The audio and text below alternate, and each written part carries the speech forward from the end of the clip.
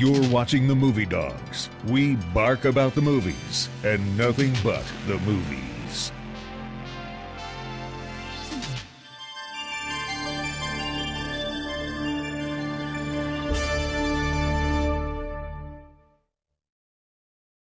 We take a bite out of the movies. Subscribe to the Movie Dawgs and become part of our film-loving community. Hit that subscribe button and don't forget to click the bell for updates. See you in the next review.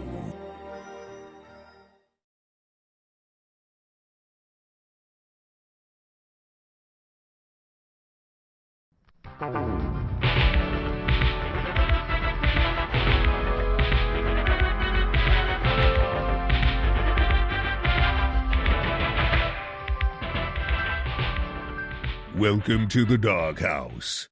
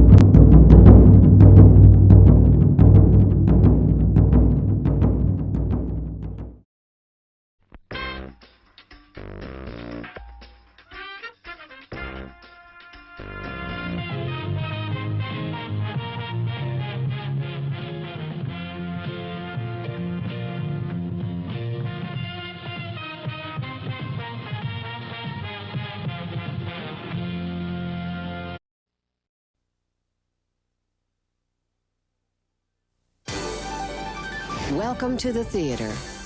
For everyone's enjoyment, we'd like to remind you of the following rules. No talking. No smoking. No littering. No red meat. No freedom of religion. And remember, all marriages must be approved by the Department of Health. Failure to obey these rules will result in immediate loss of citizenship and deportation to the island of Los Angeles. Enjoy the show. Your rules are really beginning to annoy me. We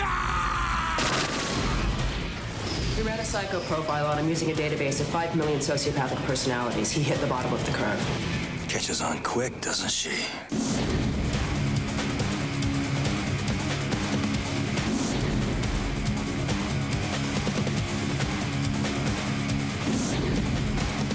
This town loves a winner. Just say we play a little Bangkok rules. Nobody draws until this hits the ground. You ready?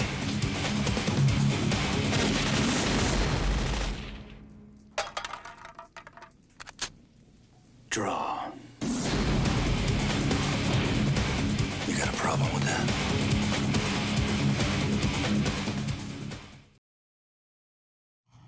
And welcome, ladies and gentlemen, to a new episode of the Movie Dawgs Show. This episode, we're going to be reviewing John Carpenter's Escape from L.A. It is the sequel to one of John Carpenter's most successful films, Escape from New York, starring Kurt Russell. This sequel is pretty much, it's a remake of, the plot is a redo of Escape from New York with a bigger budget. The film, I still enjoy the film. I just watched it just before I did this review, just to get myself re-familiar with it, because it had been a while. And I still find enjoyment in the film, but of course the special effects were a letdown because I guess because of the budget at the time. A lot of them just didn't hold up, even almost 30 years later. It came out in 1996. Obviously, the movie itself was dated in the year 2013. Of course, we are 10 years, 10, 12 years past that now. We're in 2025. As the original film was in 1997, when it came out in 81.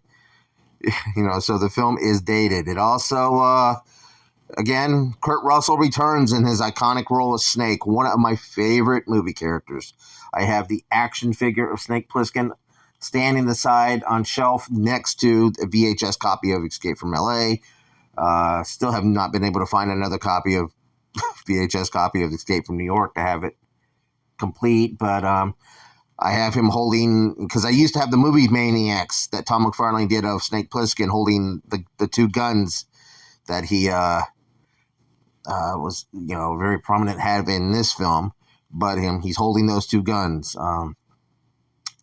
from that figure. But the film also stars Steve Buscemi, who was still early in his career. He was still doing some Quentin Tarantino films, independent films, but his star was still on the rise. Stacy Keach, one of my favorite parts of the film, which I'll get into. Bruce Campbell makes an appearance in the film. Peter Fonda, Pam Grier. The film was, it took them a while to make this film. I mean, there was at least, 1981 is when Escape from New York came out. 1996, it's like 16 years since the last. I think it had to do to when it came to rights issues or something of that nature.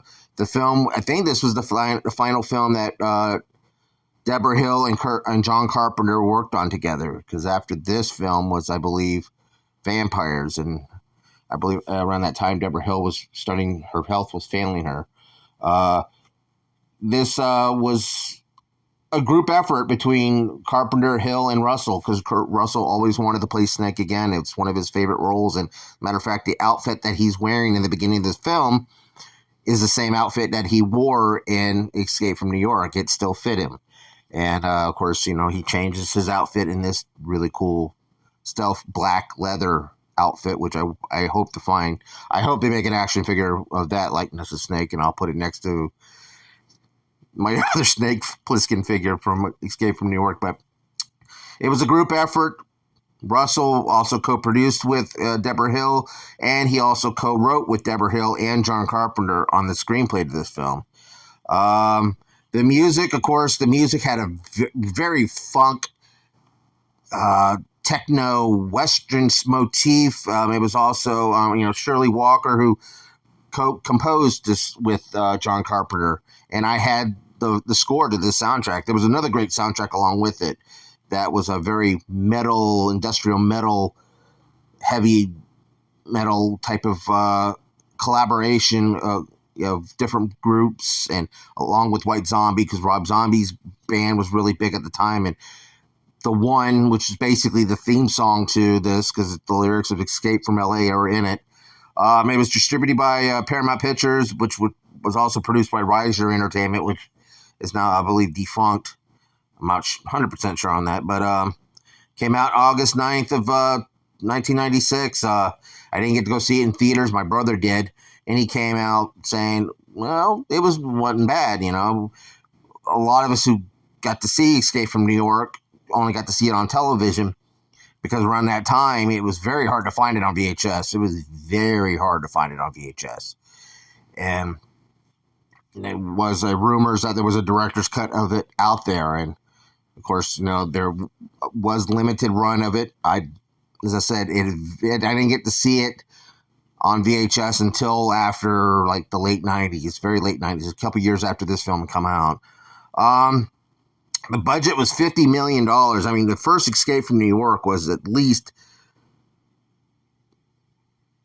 1,500,000 or something of that range, or 15 million or something like. It was very low budget and done very under the radar and made a lot of money. But unfortunately, this film, under a $50 million budget, it only made $42 million in box office, which was very disappointing, because I was hoping that this would give us at least another film, which it's very disheartening that this film didn't do well, and this also being the last film that Carpenter and Deborah Hill would work on. This film starts off, pretty much the very same way as the original film started off. A revamped version of the Escape from New York theme song. Of course, you got graphics over the credits, typical Carpenter type of style credits. Jamie Lee Curtis comes back as a narrator, explaining what is going on since the events of the original film. And that sometime in 2000, of course, it didn't happen. A massive cataclysmic earthquake happens and, basically destroying the city of Los Angeles, turning it into an island, and it's turned off into a penal colony, basically, just like in New York, Manhattan Island was done in the first film. And the president, played by Cliff Robertson, a different president than from Donald Pleasance, becomes a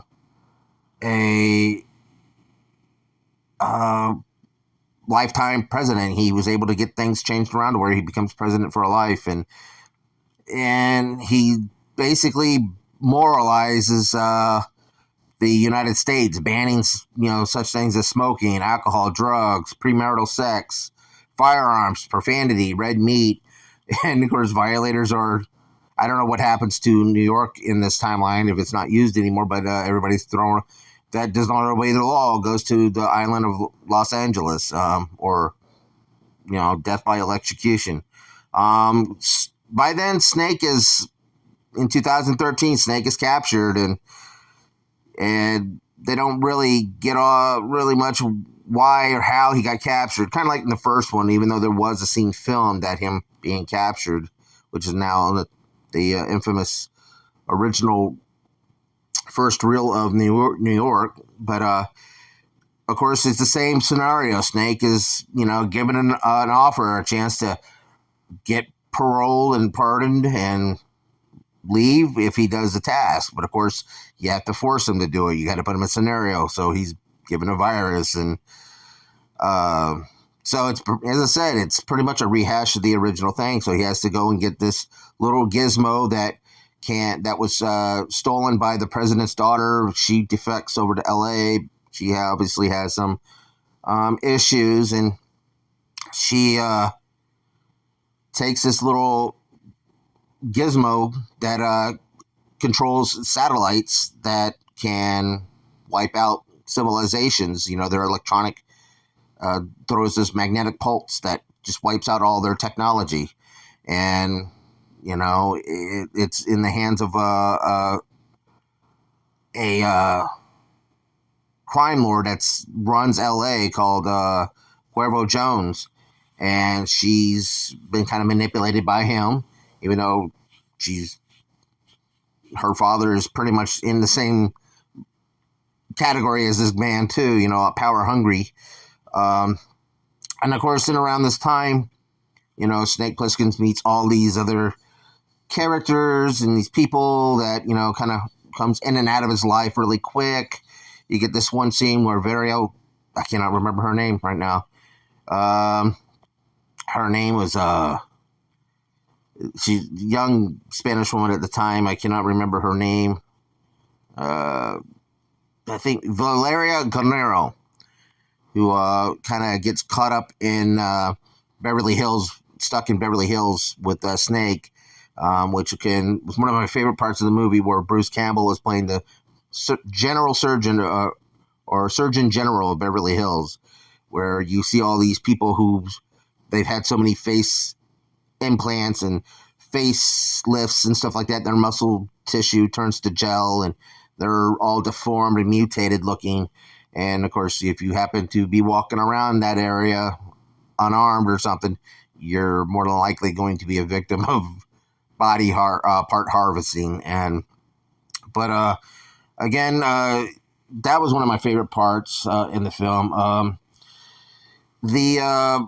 As time goes on, you find Snake in all these predicaments. And again, another cool scene, which seen Snake Plissken on a motorcycle, which is really cool. And that scene of the parade where that Cuervo Jones is hosting to the people of L.A., prompting that they're going to, because his group and affiliations around other worlds are wanting to invade the United States, and that's what's at stake. That's why Snake has to get that gizmo, that remote device, that to be able to prevent Quavo from crippling the United States in its borders. Again, the motorcycle scene was really cool, and the scene that you see in the trailer and in the movie where he gets everybody into a standoff, where, of course, Carpenter gets to... John Carpenter, I hope he does one more movie and just makes a Western, because he's always had this Western motif in any of his films. He always gets this little scene where you hear a little Western chime in it, and of course, he gets a Mexican standoff and calls it Bangkok Rules. Throws a can up in the air, and when the can's supposed to hit the ground, you're supposed to then shoot. But of course, Snake shoots them while they're all looking up at the can, and it's a really funny scene, really cool scene, very Snake Plissken-esque at the moment of the film. Again, there was other scenes, but as I said, the drawback in the film has been the special effects. Snake and the submarine, in the submarine underwater, you could see a lot of LA landmarks that had submerged underwater after the major quake 13 years prior, but it was so disappointing, and it kind of takes you out of the film, because even though it kind of resembles some of the scenes from The Last Starfighter, which was accessible for that time because you're watching a video game-ish type of movie to begin with, or like Tron, where the science fiction can get away. With Snake Plissken, you can't put him in that type of an environment, because he doesn't, I don't know, even though it's like the 21st century at the time and the technology is supposed to be advanced in the film, it could have, I think, I don't know if it's because of time constraints and budgeting, they couldn't do model work or anything like that, like they did with the air glider and the original Escape film. It kind of takes me out of the film. I can't, it just looks silly. Again, the rest of the film, him wandering around the streets of LA, looking at some of the landmarks stuff, those are cool visuals, and it kind of brings you back into just that one moment, takes you out of it, and kind of the cringe factor comes into play. Pam Grier, she shows up in the film as Hershey, a character named Hershey, who's actually, find out it's a transvestite. It's really a man named Carjack, and she had run with Snake Plissken several years prior. And of course, the same thing with Harry Dean Stanton's character. You have a small little background story that is vaguely explained a little bit. Him and another partner named Tex is, kind of got betrayed by him, and the same scenario. But again, they all kind of have to team up to fight with Quavo, and of course Snake, tries to lure them in with expectations that he can't really promise or may not be able to fulfill, so he can benefit trying to get his mission accomplished because he thinks he's dying. Of course, at the end of the film, climax, I don't want to give all too much away. The climactic battle, they end up in Happy Kingdom, is a placeholder name for Magic Kingdom. This Disneyland. You come to find out in that timeline, that Euro Disney had opened and it was doing very poorly, and it bankrupted the entire Walt Disney Corporation. But they end up having a fight in Happy Kingdom, and Map of the Star Eddie was able to switcheroo the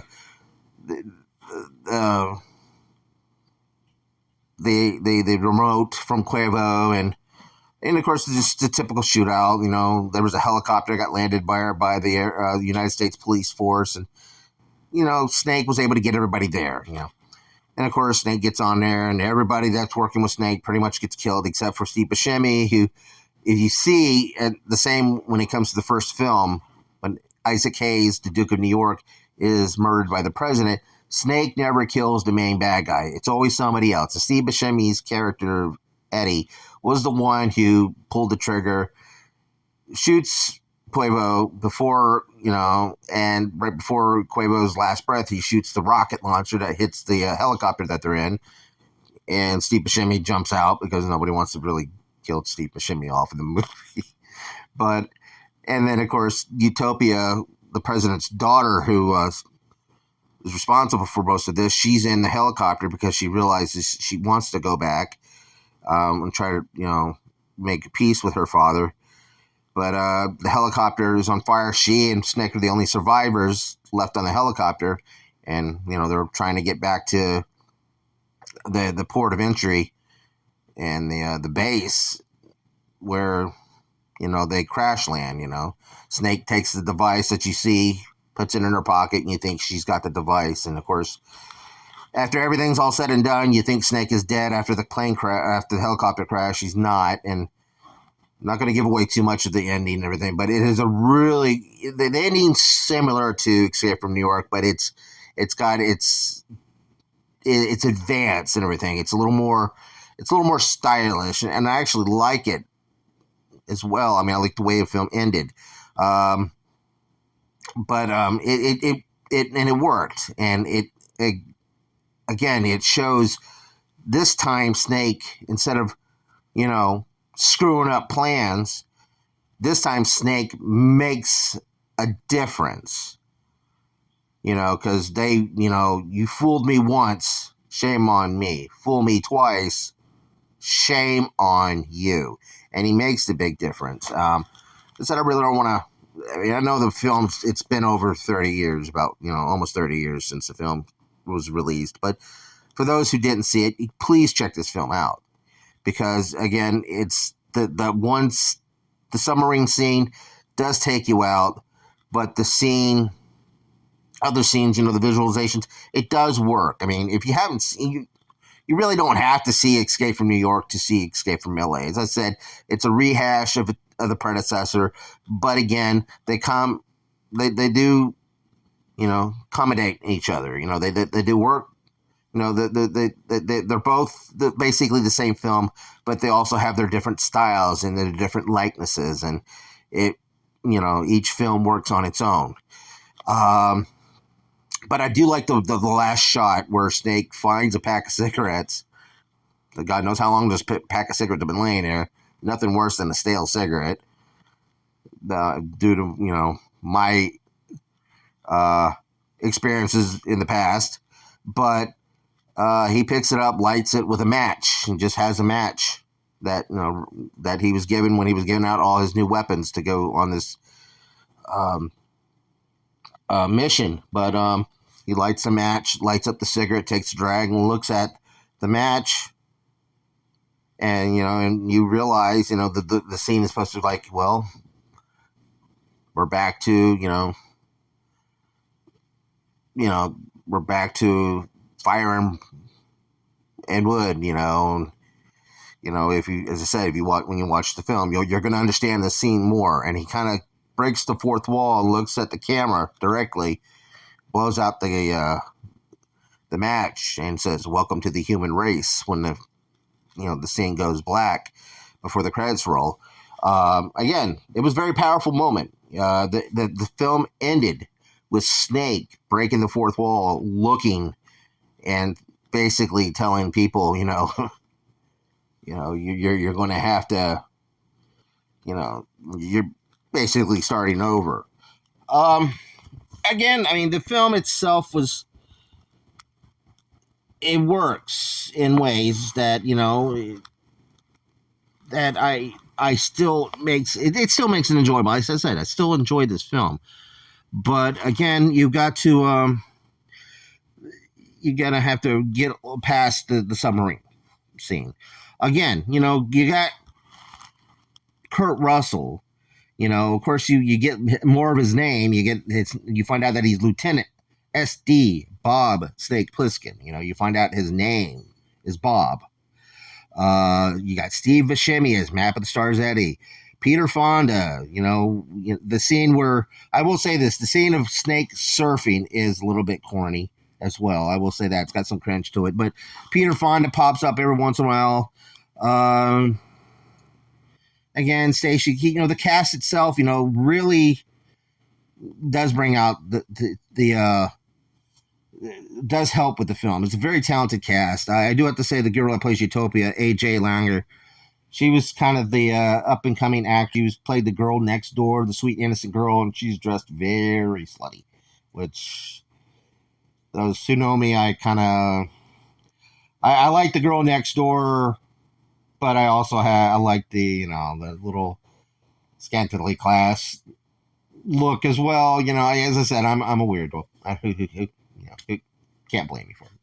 Anyway, again, the cast itself just works so well, and I do have to say you have to really give it its props. I mean, again, it was developed over 10 years. In 87, they were going to try to get this film made. A gentleman named Coleman Luck was commissioned to write a screenplay for Dino De Laurentiis, who was producing some of Carpenter's films at the time, and he was going to follow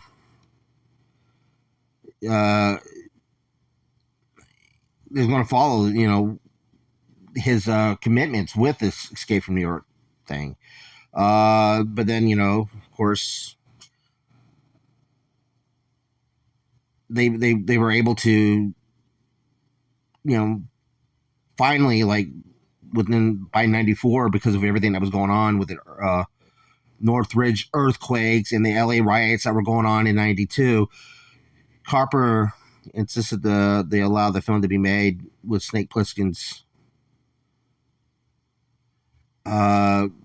moving the film into L.A. Carpenter had described that making this film was fun to make and requiring months of nights of working at night. Carpenter, had to work in the back lots of Universal in some scenes. Again, actually, if you look at it, it's uncredited, but Tony Hawk worked as a stunt double for and Chris Miller worked as stunt doubles for Peter Fonda and Kurt Russell in the scene where they were on Sunset Strip Boulevard and doing the surfing parts. Some of those long shots. The visual effects, again, as I said, the Visual Quest, were the effect company that Buena Vista Effects handled, and they were owned by Disney at the time. It was actually the last time that company, Dream Quest Images, dissolved. The studio were dissolved when Disney, started doing a lot of its reshuffling a lot of their medias and stuff. Again, the film, the special effects really hurt that. And then, of course, the critics panned it. And Carpenter's, thoughts, always felt that, he had high regard to the film. And he felt that it was 10 times better than Escape from New York. But he said it was, people didn't like it because it was a remake, not a sequel, despite Carpenter never regretted his work on the film and continues to enjoy it. He always loved Peter Fonda's performance in the film, and he feels that the film was just one of his favorite films to make, which is great. You never, unless something else because of it, never regret what you do. Never regret writing something or anything. Just hey, next time do something different. But again, the film itself is just, it stands on its own, and I say check it out. It's still worth watching. As I said, that one segment. Other than that, and maybe the surfing. Other than that, I'm always going to enjoy watching this film. Well, folks, that's all the time I've got. I wanted to give a quick review. Was this one of my best reviews? No, but I love talking about Escape from L.A. I mean, and I love, as I said, Snake Plissken is one of my favorite movie characters, and I really hope that some way, somehow, not do a remake, but get Kurt Russell to play at least one more time, whether it's on streaming or something, him and Carpenter one more time, give us at least one more film with Snake Plissken and Kurt Russell. And after that, you guys can do a TV show. Give us the early days of Snake Plissken. I don't care, but let's have a Snake Plissken trilogy at least. Before it's too late. All right. We're not getting any younger in this world. All right, everyone. What is your thoughts on Escape from L.A.? Is it worthy, or is it even equally good as its predecessor, Escape from New York? Let me know down in the comments section below. And again, folks, don't forget, like and subscribe. Get us up to 1,000 subscribers. And 10th anniversary show. I'm working on it, and we're going to get it out there as soon as possible. By the time this episode airs, 10 years would have hit when it comes to the channel. All right, folks. Thanks for listening, and thanks for watching, and please keep on watching, folks. Bye.